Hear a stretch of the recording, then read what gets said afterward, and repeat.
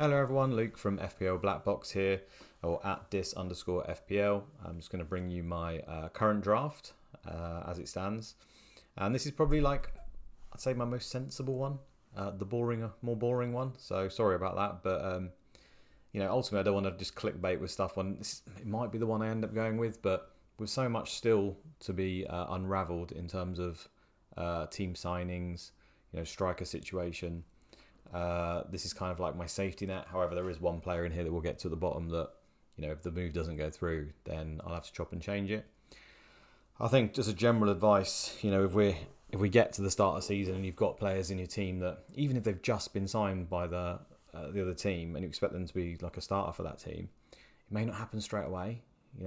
Every case is going to be unique, right? There might be more chance for some than others, but I've just had it in seasons before where sometimes the manager says we need to work him into our system, we need to get him into training for a few days, etc. Before we do that, introduce him slowly, get him up to speed. He hasn't been training, suddenly comes out, stuff like that, right? So I think it's best as like a general in sort of a general scenario that you can imagine around that we should avoid those players at the start, because they're probably likely to go down in value if you've got in the team. Other people will probably have them, they start getting sold.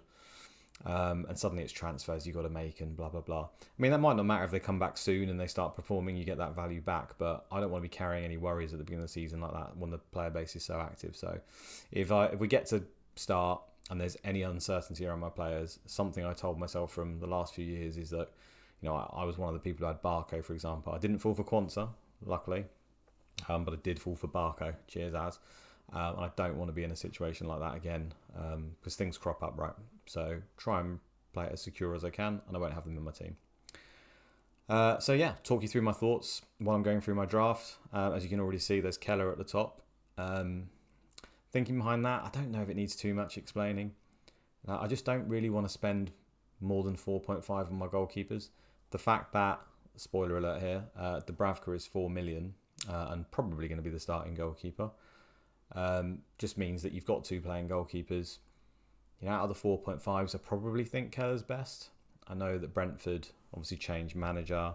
They do let up a lot of shots. There's no guarantee that Keller just makes the saves. I don't think clean sheets are going to be particularly common with him, but he is a good goalkeeper. I'm hoping he can kind of imitate Flecken, who was fine last season. I haven't really considered too many others. It's like I feel like I would have the West Ham goalkeeper. And when I say that, I say rather than Areola, because it looks like they're in the market for one and maybe even signing one very shortly. I think, if I'm right, West Ham actually rotate pretty well with Dubravka. I hate rotating goalkeepers, I always get it wrong, but it'll be hard not to get lured into it if they do sign and he's ready to go. But that's probably the only thing that might change it. Obviously, I've looked at like Sanchez. The models really like Sanchez across the season. This is even before Cole and still after, but I never really fancied that myself because I just want to stick to 4.5. I have in the last 3 seasons started the season with Raya and basically had Raya for the whole season. And whilst that's good in the sense that there's a lot of luck around goalkeepers, isn't there? But I think when you buy someone like Raya or an Alisson outside of injury, you are pretty much guaranteeing yourself like they're going to be in the top 3 scoring goalkeepers. And that security is quite good. That's what you're paying for. I'd be very surprised outside injury if Raya isn't in the top 3 scoring goalkeepers again. So that is nice. It's just that we always know that there's usually a 5 or a 4.5 that will either beat them or get very close. And right at the beginning, when the money's the least, I just feel like have a 4.5, maybe address it later. That's where I am. It's going to be a hell of a long video if that's how long it took for me to talk about Keller, but there we are. Should we move on then? So you'll see the theme with the defence. Ta-da! Look at that. Technology. Obviously this hides the bench, so I'll just talk about these 3 for now. 2 of them you can see are just the 2 guys that get DEFCONs. I was a former Sky player before it's not in operation anymore, and collecting bonus points for your defenders was like the name of the game. I just don't seem to have any luck with clean sheets. I feel like they're at a premium these days in the Premier League. It's very hard to collect them. Always seem to struggle. End up using a lot of transfers in defence a lot of time that I wouldn't want to. Try to chase fixture changes. And I think the nature of defensive contributions has made it that you can just leave these guys in. And hopefully, if they can replicate last season, because they might not replicate last season, they can just pick me up 3s and 4s You know, if I was to come back on Murillo and Tarkowski, I've got 4 and 4 each, 8 points, lovely. I'll take that all day. You know, so often I'm used to 2s and 1s from my defenders. You know, you can have the most attacking defender in the world. There's no guarantee they actually end up getting as many goals and assists, even if they look really sexy and they're right up top. You know, it's quite rare for defenders to get really high attacking numbers. So, yeah, that's the rationale around them. Not completely set on Tarkowski, but I said about not being able to repeat maybe from what they did last season. But when you look at players like Tarkowski and Murillo, like, players don't really change their stripes too much. You know, they've pretty much got the same setups, the same managers, they're the same players. These are giant blockheads, and they just love to get involved. And it'd be a surprise if they weren't able to achieve that regularly again. It's quite a repeatable behaviour, I think. So they're in there for now. Porro's in there. I have got my reservations with Porro just because, I mean, Spurs from last season, you know, who wouldn't be slightly worried? Yes, obviously they've had a manager change. You know, sign in Paulinho as a defensive midfielder. I just think overall probably had a bit of, I say bad luck, but they were just bad last season.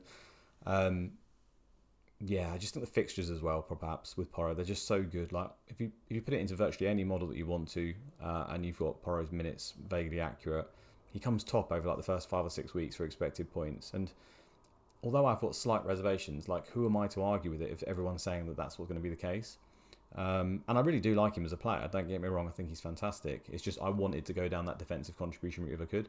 Now, I know Porro's actually been getting them in friendlies, and he is a bit of a business all-action player, so I think there's a small chance he can get them. But for me, it's more about the fixtures primarily, and then also the fact that he can be very attacking, can't he? Which I'm not sure he will be, but he will have set pieces, I think, now.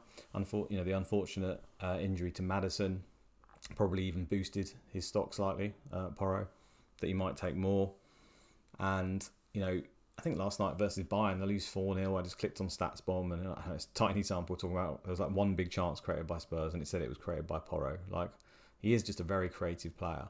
So I think I'm going to have him to begin with, and we'll see where we go, essentially. And if he's definitely on all them set pieces, you know, even though there's the defensive contribution boys, he might stay in there long term. So I think he's a decent bet. And yeah, I'll be keeping him. There's some players at the end I'll talk about that, you know, maybe I still might have, or I prefer even, or just can't get them in, and we'll get to them. And obviously I'll bring up my bench in a bit as well. So let's move on. There we go. And there's the midfield. I think people have, every time I've shared this team in various Discords, they give me like a pregnant woman emoji with obviously big around the middle. Midfield is just stacked with all the money. And maybe I'm spending too much there, but I feel like midfield is like the place where you get your points, where you earn your coin. And there will always be some cheaper ones that will perform really well, but knowing who they are at the beginning of the season is quite tough. And yeah, I just want to kind of stack that area, I think, and defence. When you see my front line, you'll see why it's like that. It's not too much to say, is there? I mean, Salah hurt me last season. I went with Haaland instead of Salah for like the first 18, 19 weeks. I don't think that has any effect this season, but I just think there isn't a small enough gap between Haaland and Salah on the models, in people's thoughts, in the fixtures, in everything else, and the fact that forwards just seem to be a little bit nerfed with penalties as well, that can justify me going with Haaland. Like, I'm sure he'll be fine. I think there is, in the markets, he might even have Haaland as top goal scorer for the season again, and why wouldn't you? Like, I'm sure there is a world where Haaland performs very, very well, and maybe even outperforms Salah, and everyone who went with Haaland has a great start to the season. And I wish them well. I actually genuinely do, because that's what I did last season, and I was called an idiot somehow, but apparently I was. So, yeah, there's no bad blood here, honestly. Okay, so Palmer, again, don't think it needs explaining. The fixtures are great player. Yes, he had that period where he didn't perform particularly well. Club World Cup has got nothing to do with it for me. Didn't even watch it. I'm not a manager who picks on form. I just think that he's a bit of a no-brainer. And it may transpire that Chelsea are rubbish, and he's we're 15 games in and he's doing nothing again, and we can spend the money elsewhere. But yeah, I just don't want to take that chance. I think Palmer's great. Bruno Fernandes, I need a little bit more convincing on. Like, I think just with him, though, it's just, we discussed it on BlackBox last night. He's got so many avenues to points, and it doesn't really matter where he plays.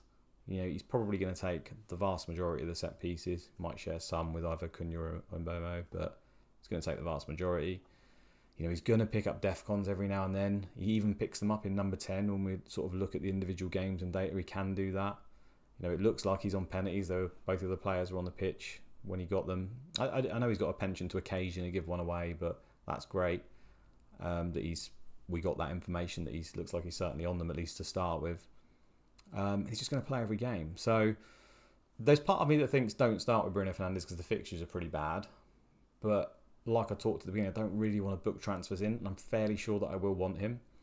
So we've got the Devil and Angel side says start with Marmoush here. The City's got really good games. If he gets the minutes, Marmoush could easily outscore Fernandes in the first 5 or 6 weeks, and then you can move across. And that still might be something I do, but for now, Bruno Fernandes is in there. Wirtz, I'm not completely sold on having Wirtz, but he's just such a good player. He scares me. He's almost in that Kevin De Bruyne mould, isn't he? Where fantastic player, is he a fantasy asset? And De Bruyne has kind of flirted with that a lot, depending on different seasons. There's times when he has been a good fantasy asset, and there's times when he's not been.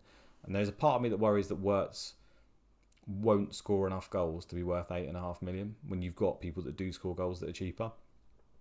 But Liverpool's so good, so many good signings, so many good players. If they're hitting anywhere near that 100 goals, Wirtz is going to be heavily involved. If there's any sort of doubt around Wirtz's minutes or something, or rotation, which I don't think there is at all, but if there was, then he'd be coming out. But for now, I feel like I'm probably going to start with him. Again, I've weighed up maybe going Marmoush in this spot as well and then moving to him. But I think if he does anything at all in the opening week, he's going to be the perfect kind of player that will just go up in price straight away. And collecting money is a part of the game for some of us anyway. So I think I'll stick with him.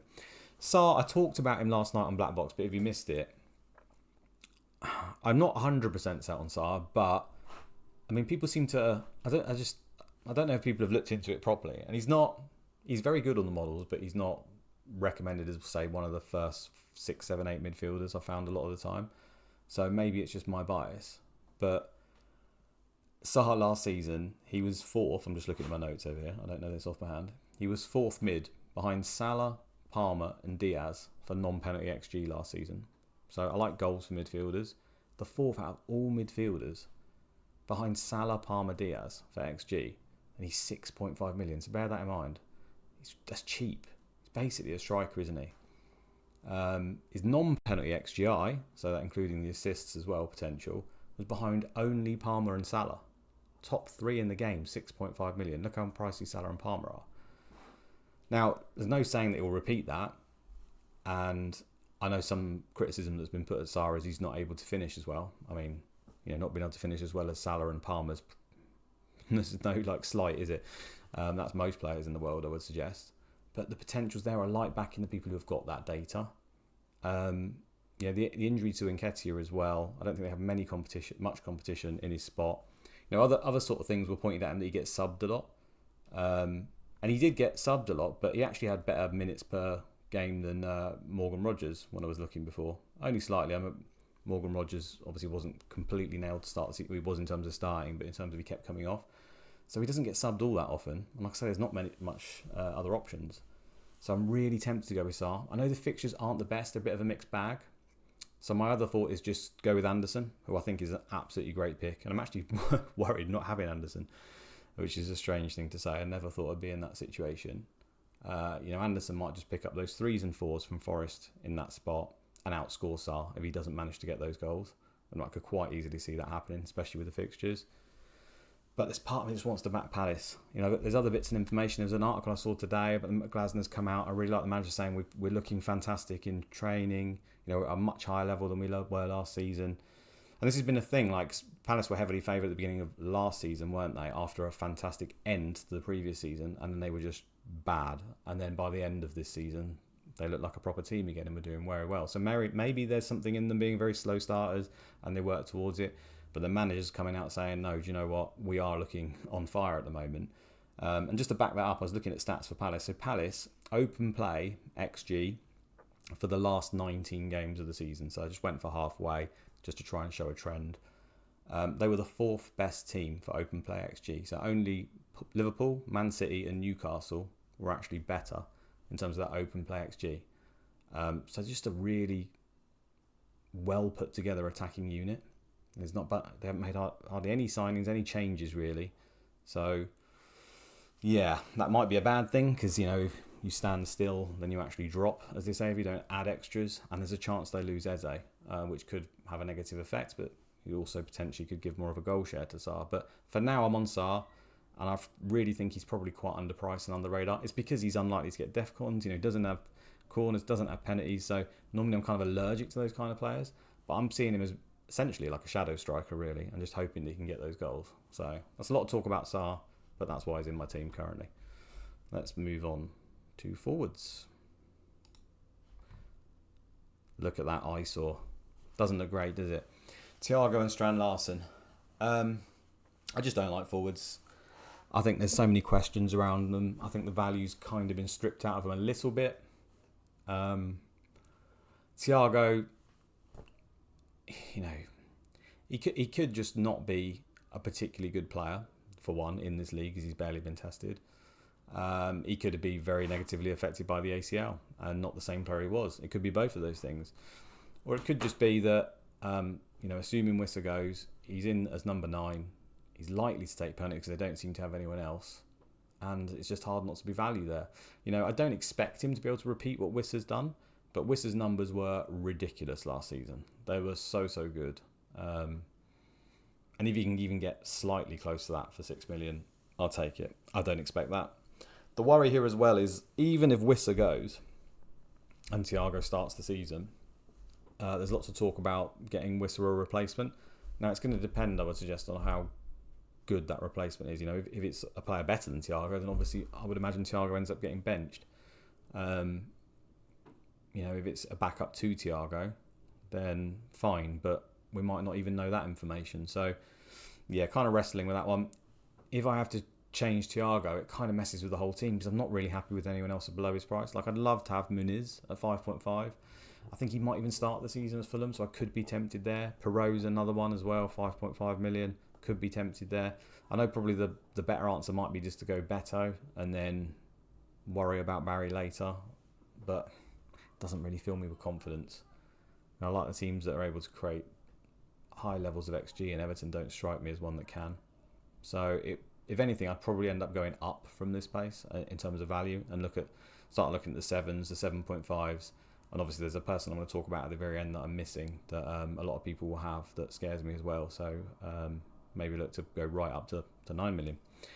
Strand Larsen he's just probably the best 6.5, isn't he? I think it's 14 goals last season, 13, 14, something like that. And it doesn't strike you as a fantastic player when you're watching him. But I think he does a lot of good work. I think he's favoured to get penalties. There's like a chance that Arias takes them instead, or just someone else. If he gets those penalties, I just think he's the easiest pick because he's just got the least question marks around his game time and just being the number 9. He's pretty much got no competition at the moment, so it's looking like he's going to be close to 90 all the time. And just being on the pitch is good. I'd like to have, say, a Welbeck who's probably on penalties, but I just don't trust the manager. And Welbeck's fitness is ropey as well, so I just feel like I'm probably booking myself into a transfer there. So although the start's not good, home to City, the fixtures are actually okay after that. I think I'll just keep with Strand Larsen. I think it'll be quite popular actually amongst, maybe not on FPL Twitter, but at least amongst the analytical crew, that Strand Larsen's going to be in a lot of people's teams. Let's move through to the bench.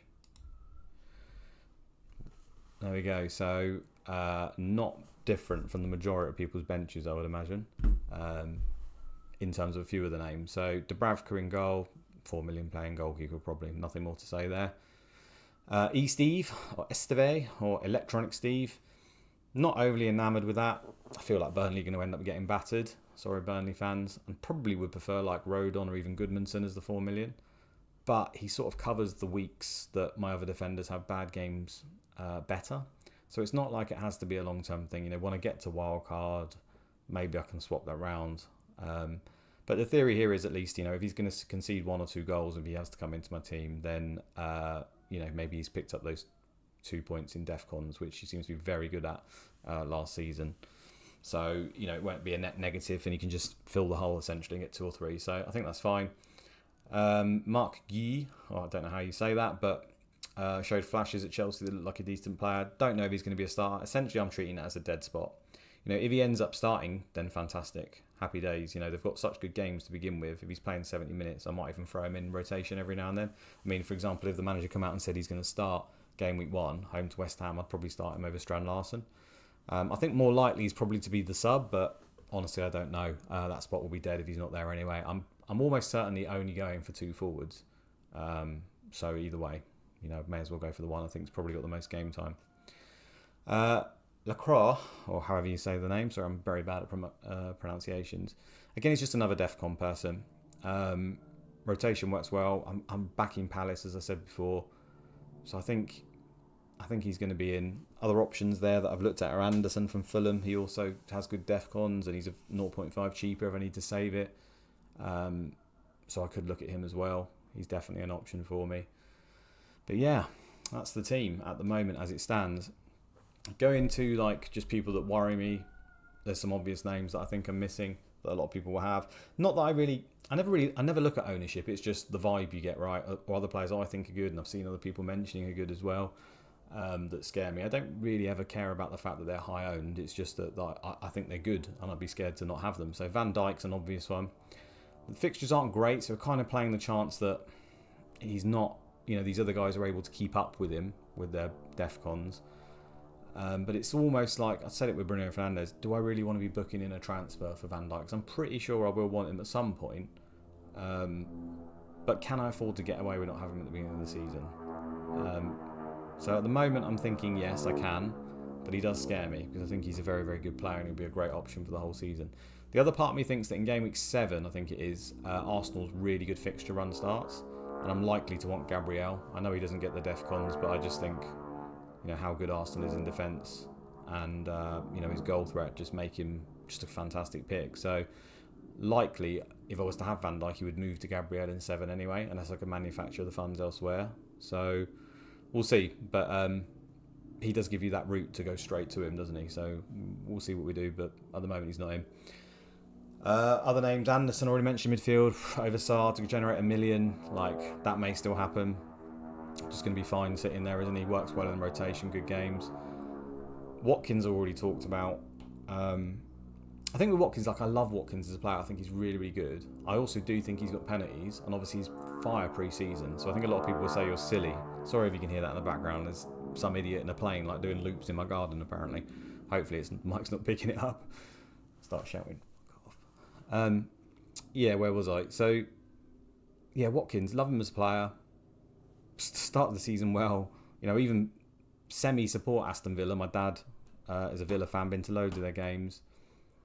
His data's not all that. And just comparing him to Mateta, for example. I was just doing it the other day. Again, look on my Palace vibe again for some reason. Minutes per start for Mateta, 77.8. Watkins is also 77.8. So both subbed off around the same time most of the time when they play. Mateta actually had extra minutes, 262,664 to Watkins 2,621. So very close, but Mateta had slightly more minutes. Non-penalty XG, so I'm not going to go through all these stats, but basically there's about 1.3 between them over the season, and they had very similar minutes, as I said. Non-penalty XGI, there's 1.5 between them. That's it. This is in Watkins' favour, by the way, so ever so slightly. So non-penalty XGI per 90, Mateta is 0.48 and Watkins is 0.54. So that's very, very close, isn't it? Bearing in mind there's 1.5 million between them. So for me, you're paying that 1.5 million for probably the chance of penalties. Remember, it is only a chance, which could be worth it, and you're paying for the better fixtures. But the data doesn't say there's too much between them. The fact that Nketiah is out for 8 weeks as well makes me think, do I just go all in on this Palace thing, and do I get Mateta? So if Thiago's out, maybe I'll go for Mateta. But this is the way I'm trying to make myself feel better about Watkins. And I know it's only last season, is the fact that I don't think the data is all there, and there are other options that you can go for. As soon as you put Watkins in, it's like you start cheaping out in midfield and defence, and that's the place where I want to spend my money this season. So I have a word with myself. But don't get me wrong, Watkins keeps coming in, then he goes out, then he comes back in. So we'll see where we end up by the end of the season. Last one, end of the season? Start of the season. Last one I want to talk to you about is Munoz. Big fan, obviously, of Munoz. Scares the hell out of me if you don't own him. So I'm talking about Palace the whole time. Why haven't you got him? Again, I'm not going to go through it here, but I would urge people to go look at the expected data between Munoz and Le Croix, and there's not too much between it. It's crazy to say because when you watch the game, Munoz is essentially a striker, isn't he? But it does play some tricks in us. Le Croix actually had something like in fact I've got it here, so something like 3.46 XG he had last season, so just goals. He only scored 1 goal, but he had 3.46. Munoz was 4.93 and he scored 4 goals. So only about 1 to 2 goals between them on the data, at least for shots. Obviously Munoz has that extra assist potential, but again, it wasn't that much. 3.57 for Munoz in terms of XA, and for Le Croix 1.05. So he's only expected across XG and XA to be involved in something like 3 extra goals, which is crazy to say, right? He actually ended up with 30 points extra Munoz than Le Croix in terms of attacking returns only. So 30 extra points for attacking. But Le Croix actually got 20 extra points in terms of the defcons. So it levels out to, I know it's only last season, 10 points difference between them in terms of attacking output and defcons. So as they played all the same minutes and played all the same for the clean sheets, 10 points difference, and you're paying 0.5 extra for it.